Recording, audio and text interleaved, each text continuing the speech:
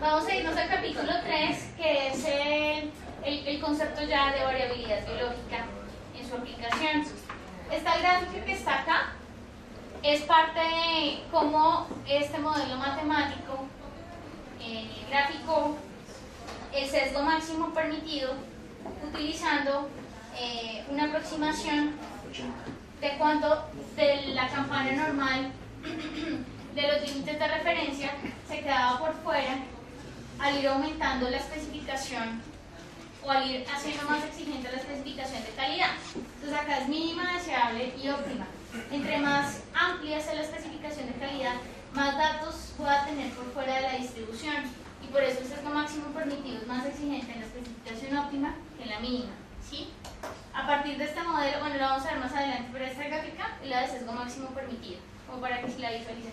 ¿Por qué sabemos que es sesgo máximo permitido? Porque acá dice índice de sesgo analítico se tiene el laboratorio sobre variabilidad biológica grupal, que cuál es la grupal, la que sale del intra y el inter. Y este es un concepto que nos permite calcular el sesgo máximo permitido. O sea que esta es la gráfica correspondiente a sesgo máximo permitido dentro de variabilidad biológica. En la página 78 hay unas abreviaturas para que las identifiquemos en el capítulo. CBI, que es simple individual, CBT, que es coeficiente de variación total, el error total máximo permitido, el RCB, que ya lo veíamos, que es el valor de referencia del cambio, y el índice de individualidad. Los otros ya más o menos los hemos manejado. Y también está un resumen de todas las fórmulas que utilizamos a lo largo del capítulo. Las tenemos que revisar. Y acá ya en la página 80 entonces vamos a empezar a revisar el concepto de variabilidad. Bueno, entonces, si quieren vamos a revisar un poquito lo que nos dice el libro y vamos mirando las gráficas y los ejercicios que nos va ofreciendo. Entonces, doctora Olga, si me quiere ayudar. Manifestaciones de variabilidad biológica. La variabilidad es una realidad no solo en la biología, sino en muchas otras situaciones. Aquí nos compete hablar cómo varían in vivo los analitos que circulan por los fluidos corporales. Muchos analitos pueden variar durante el tiempo de vida de un individuo, sencillamente por la naturaleza de los factores biológicos involucrados en el proceso, tales como el envejecimiento. Todos sabemos que muchos analitos van cambiando su concentración en un mismo individuo o a través de su cronología del periodo neonatal a la niñez, pubertad, menopausia y vejez. Pero no solo por defecto del envejecimiento y en periodos tan largos podemos observar variaciones. Existen ciclos biológicos diarios, mensuales, estacionarios, durante los cuales la concentración de un analito varía en un mismo individuo. Ahí nos aparece la primera gráfica. Entonces, es importante resaltar que, claro, todas las mediciones que nosotros hacemos en el laboratorio se pueden afectar por diferentes cosas. Entonces tenemos hormonas que varían según el tiempo o la etapa del mes en el que nos encontramos. Existen también hormonas o también algunas pruebas que varían según la hora del día en el que nosotros las tomemos. Y estas variaciones existen, son reales y digamos que deben ser tomadas en cuenta no solamente digamos que para hacer los cálculos de control de calidad, sino también para hacer las interpretaciones y los reportes médicos. Entonces, por ejemplo, acá nosotros tenemos la hormona de crecimiento, que como ustedes se dan cuenta, en los primeros años de vida es mucho más alta y va descendiendo hacia la vejez, pues hacia la finalización de la niñez, la adultez y pues en la ancianidad ya es muy pequeña, mientras que la testosterona arranca muy bajita en la niñez y va subiendo a lo largo de la vida y finalmente decae un poco. Este comportamiento es normal, ¿no? Y todas las pruebas tienen comportamientos pues diferentes. Listo, Ana Lucía, si quieres continuar. Analitos como el cortisol y la hormona son ejemplos de ciclos diarios y como la concentración de estos analitos varía a través del día en un mismo individuo. Entonces ya sabemos que el cortisol es más alto a qué hora del día.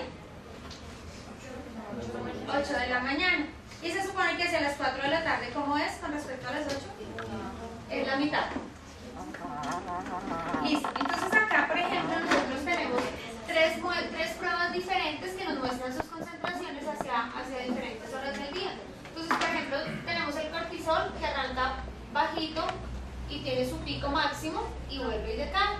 No, es que está hecho. Ay, perdón, el HCG. El cortisol arranca muy alto, va descendiendo y vuelve y sube. Hacia horas de la tarde, por eso me imagino que se toman en horas de la mañana y en horas de la tarde.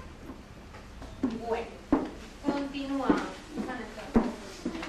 Existen otros analitos que varían su concentración obedeciendo a ciclos noctambulares, que están más relacionados con el sueño que con la hora del día. La variación en la concentración de las hormonas femeninas, LH, FSH, progesterona, etc. son ejemplos de ciclos mensuales. Entonces ahí nos están hablando de los ciclos que sufren las hormonas según las horas de la noche, según el sueño. Listo, sigue. ¿No alcanzo a ver tu nombre? Angélica. Es importante distinguir entre las variaciones causadas por los factores preanalíticos y la variabilidad biológica o variabilidades del método de medición. Se han realizado estudios que muestran la influencia de la postura en la toma de la muestra sobre la variación de la concentración de algunos analitos. Igualmente, la duración del torniquete durante la venopunción puede incrementar la concentración de algunos analitos. Sin embargo, estas variaciones no corresponden a variabilidad biológica, sino a variables preanalíticas. Entre algunas fuentes de variabilidad preanalítica tenemos preparación del paciente, estado de ayuno o ingesta de alimentos, ejercicio realizado, postura en la toma, anticoagulante utilizado, transporte de la muestra, centrifugación, la variabilidad de la hemoglobina de acuerdo a la alimentación. Entonces digamos que por eso es muy importante que nosotros durante las fases preanalíticas, lo que veíamos el primer día, ¿se acuerdan de lo que hablábamos de la fase preanalítica y de las indicaciones que se le daban al médico? Esta es una de las explicaciones, es la principal explicación de esa razón y de la importancia que tiene que el médico le dé unas buenas indicaciones a sus pacientes, y nosotros desde el laboratorio pues también lo hagamos. Nosotros somos súper conscientes de eso. A veces los médicos pues sí fallan un poco y no les dan las indicaciones necesarias, pero pues nosotros sí somos conscientes de que cosas como el ayuno, como el sueño, como la postura durante la toma de la muestra, el estrés que pueda tener el paciente pueden afectar sus mediciones, porque esa variabilidad, como hemos venido leyendo, pues existe. Continuando. La variación en la concentración de la vitamina D en sitios lejanos del paralelo del Ecuador o la HbA1c durante las épocas de invierno en países con estaciones marcadas está más relacionado con fuentes preanalíticas de variación como el tipo de comida, ejercicio, etc., que con la variabilidad biológica intraindividual.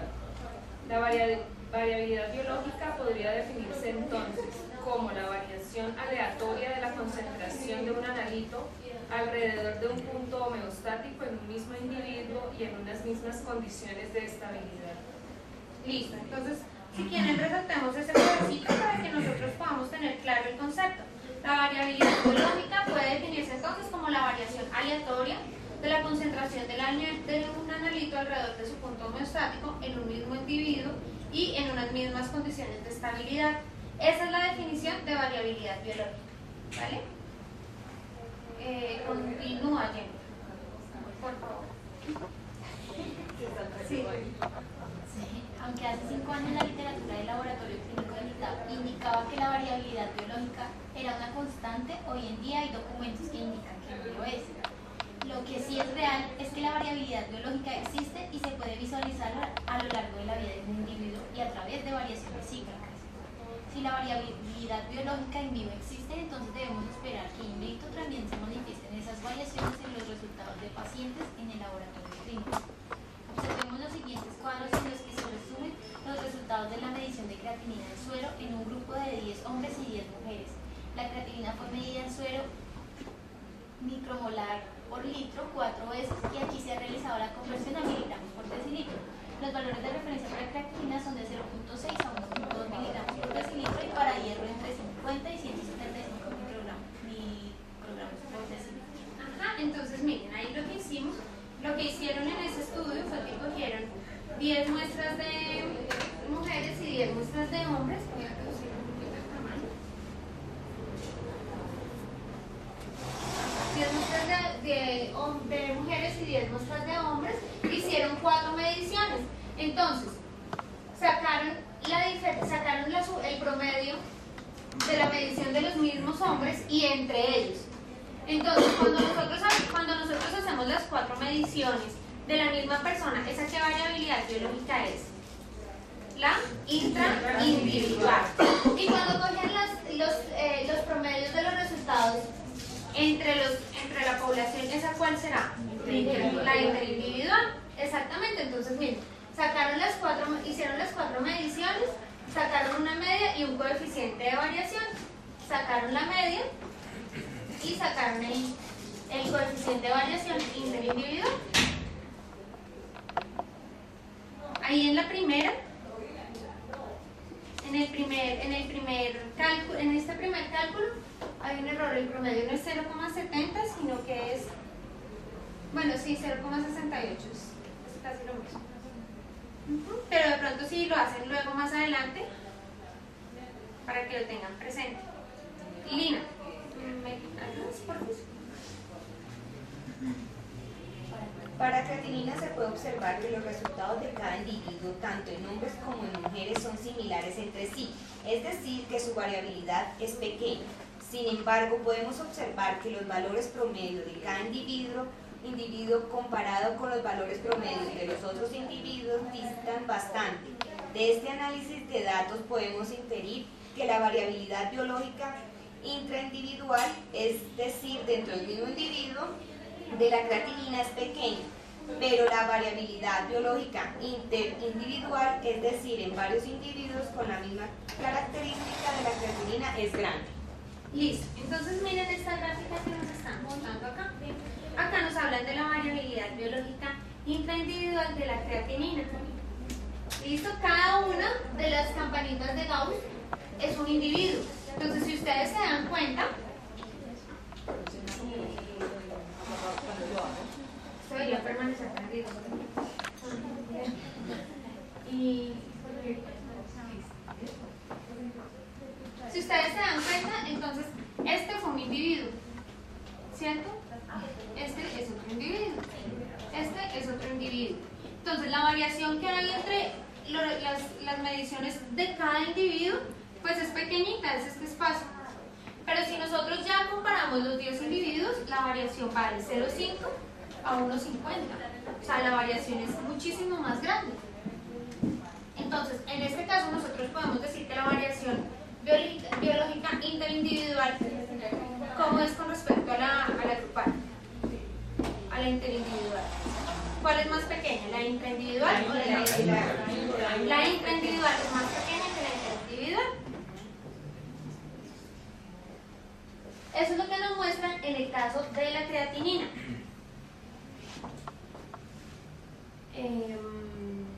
Vale. Como se puede observar, a diferencia de la creatinina, los resultados de hierro no son muy cercanos dentro del mismo individuo. De una muestra a otra, los resultados pueden casi triplicarse. El análisis de estos datos nos permite inferir que la variabilidad biológica intraindividual del hierro es alta. Si comparamos, y a pesar de que la variabilidad biológica interindividual también es alta, los valores medios para cada individuo observamos que serían cercanos entre sí, lo cual nos indica que la variabilidad biológica interindividual del hierro es similar a su variabilidad biológica intraindividual. Listo. Entonces miren acá esta gráfica que tenemos acá. Entonces, el primer ejemplo es la creatinina. Cada uno, como les venía diciendo, es una personita. Si ustedes se dan cuenta, la variabilidad biológica intraindividual de cada uno es chiquita, es pequeñita. En cambio, en el caso de la creatinina. Pero en el caso del hierro, la variabilidad biológica intraindividual es más grande. O sea que una persona puede obtener resultados entre 10 y 25 para el caso del hierro. Para el caso de la creatinina, los valores son más cercanos. Pero, ¿qué característica tiene? Entonces, digamos que en este caso, la variabilidad biológica intraindividual de la creatinina es menor a la del hierro. ¿Listo? Eso está claro. Pero la interindividual, si ustedes se dan cuenta, más o menos todas las personas arrancaron en 10 y más o menos, a excepción de este, terminaron en 25. O sea que la interindividual del hierro es más pequeñita que la de la creatinina. La de la creatinina sí tiene un rango pues más grande dentro de la distribución que ellos evaluaron. Eso es lo que nos están mostrando aquí con estas gráficas. Bueno, continuar. Como se puede observar, a diferencia de la creatinina, los resultados del hierro no son muy cercanos dentro de un mismo individuo. Eso ya lo leí. Índice de individualidad. Ay, no, pero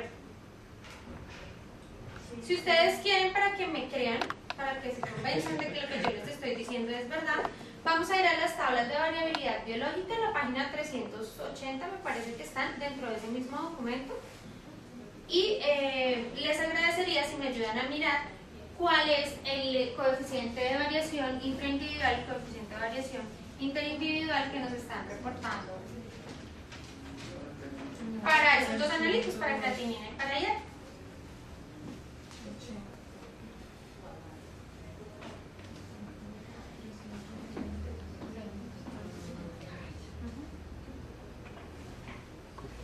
Índice de individualidad del hierro es 1.14.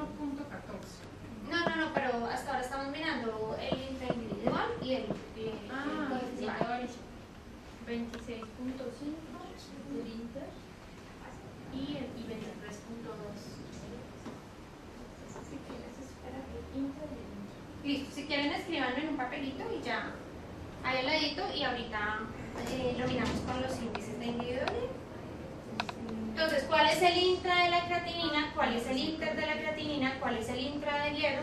¿Y cuál es el inter del hierro? Los dos intras y los dos intras.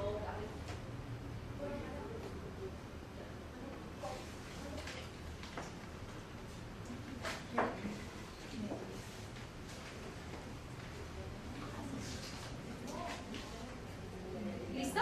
¿Ya los tenemos? Bueno, entonces Hans, índice de individualidad. Sí, vamos bien. Índice de individualidad. Ajá. El índice de individualidad es la relación que existe entre el coeficiente de variación biológica intraindividual y el coeficiente de variación biológica interindividual de un mismo analito. Entonces está una fórmula. En los analitos que tienen índices de intraindividual inferior a 1, la variación total del analito de un mismo individuo cubrirá solo una parte del intervalo biológico de referencia. Los analitos que tienen índices de individualidad superior a 1, la variación total del analito en un mismo individuo cubrirá todo el del intervalo biológico de referencia. Entonces vamos a mirar con esos dos ejemplos que teníamos. Hablamos del hierro, ¿no? Y de la creatinina. Entonces pongamos primero la creatinina y el hierro. ¿Cuál es el intraindividual de la creatinina? 5,3. ¿Cuál es el interindividual de la creatinina? 14,2. ¿Qué quiere decir? O sea, así nomás, viendo lo que quiere decir, que para la creatinina, ¿cómo es mayor la variación? Grupal. Sí.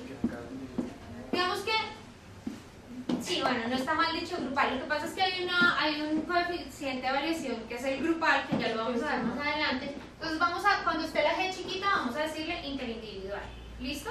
Pero hace relación a que fueron varios individuos.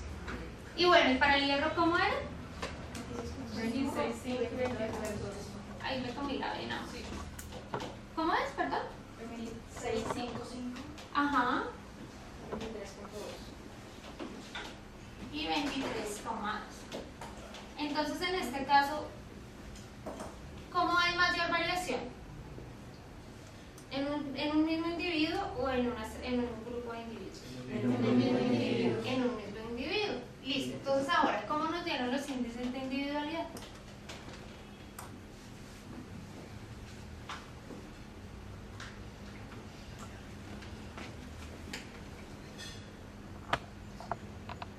Nos dice que cogemos el CBI y lo dividimos entre el CBI.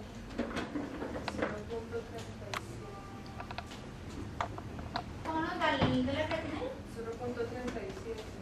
0,37. ¿Y el de el hierro?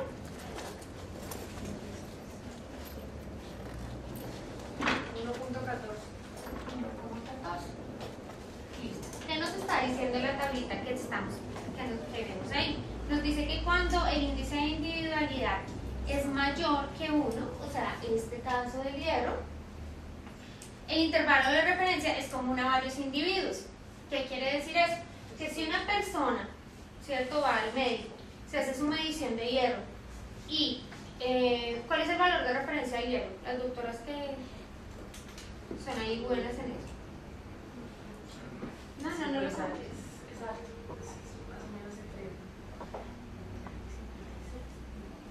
Ahí están las tablitas, pero es que para irnos hasta la página 80 y...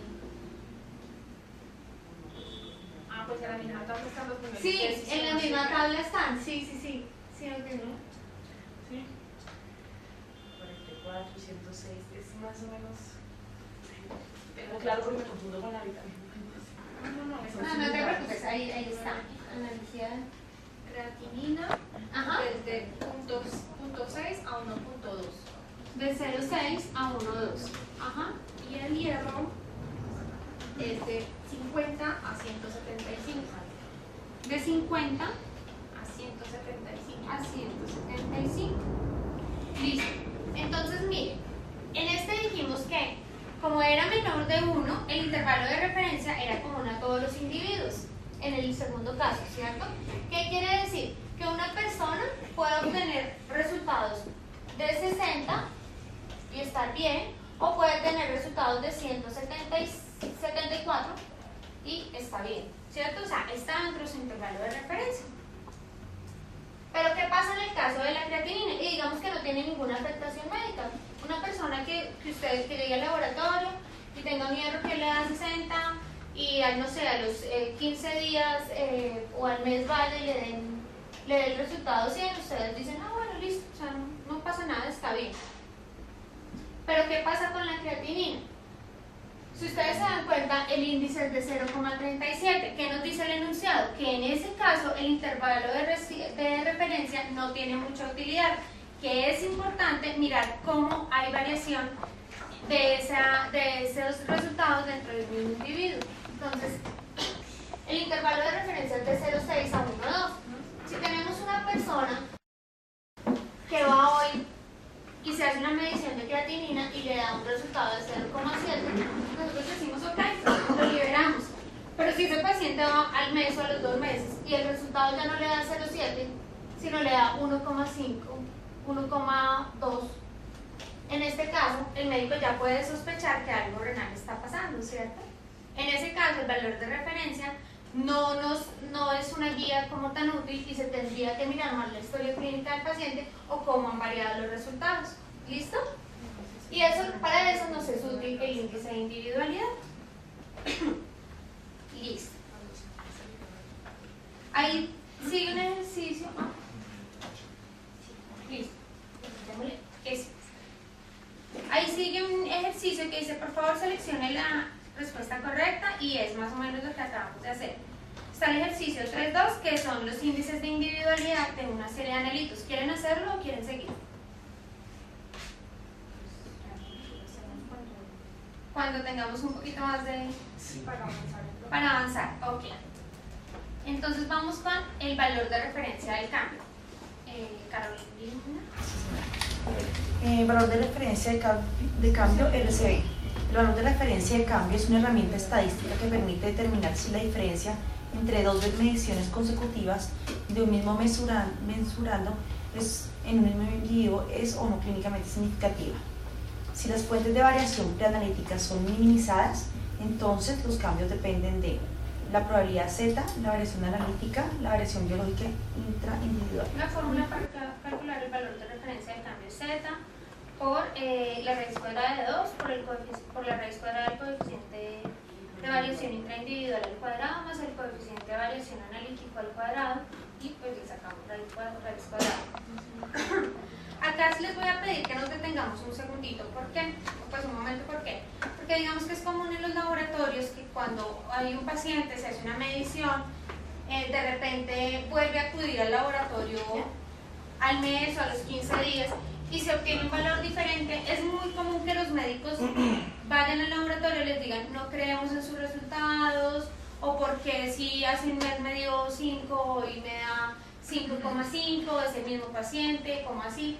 Entonces les voy a pedir el favor de que nos detengamos un poquito aquí para que nosotros podamos mirar si cuando hacemos dos mediciones de un mismo paciente, ese cambio que nosotros encontramos es significativo o no es significativo clínicamente.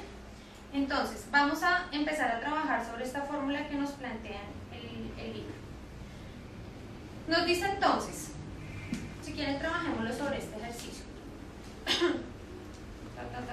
Sobre el ejercicio 3,3. Ahí nos está dando un caso clínico, nos dice una mujer diabética de 45 años de edad quien realiza control de hemoglobina A1C cada 3 meses. El 12 de febrero de este año presentó gracias. 12 de febrero del presente año presentó un resultado de hemoglobina A1C del 8%. 3 meses después acude al mismo laboratorio y el resultado de hemoglobina A1C es del 9%. El médico decide remitirla al nutricionista con el fin de cambiar la dieta recomendada. ¿Se ha incrementado realmente la concentración de hemoglobina A1C en este paciente? Entonces ahí nos dicen cuál es el coeficiente de variación intraindividual y el coeficiente de variación analítico de la prueba. Eso lo sacamos de las tablas de variabilidad biológica. Sí, sí. Ahí no lo están dando. Listo. Al final de las tablas de variabilidad biológica, ustedes encuentran las referencias bibliográficas porque como hay diferentes publicaciones que soportan el coeficiente de variación intra e interindividual que están referenciados en las tablas. Por ejemplo, aquí dice que esta es... es que pensé que era creatinina y ya no me eché. Es hemoglobina A1C. A1C.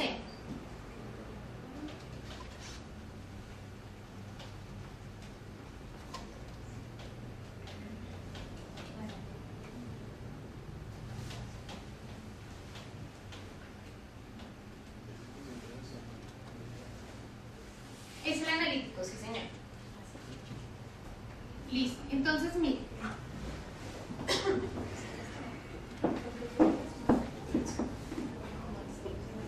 Como nosotros vamos a usar la Z que usamos normalmente en los laboratorios. ¿Qué Z usamos? ¿Con qué Z? Supongamos que nosotros todos somos de un mismo laboratorio y vamos a analizar el caso entre todos. ¿Con qué Z queremos trabajar?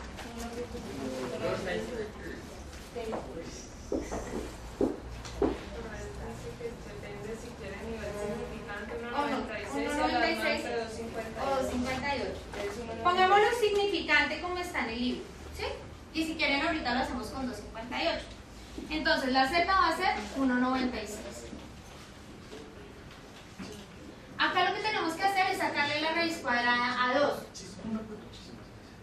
¿Por qué le vamos a sacar la raíz cuadrada a 2? Porque son 2 el número de mediciones que estamos comparando. ¿Listo? Pondríamos acá el número. ¿Listo? Bueno, ¿cuánto nos dio? ¿Tú me dijiste? 1,41. 1,41. Por el coeficiente de variación intraindividual al cuadrado.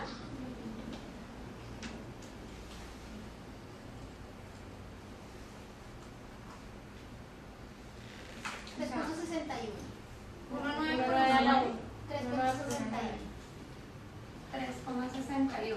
Y este coeficiente Y el analítico al cuadrado nos dicen que es de 3 por 3, 9.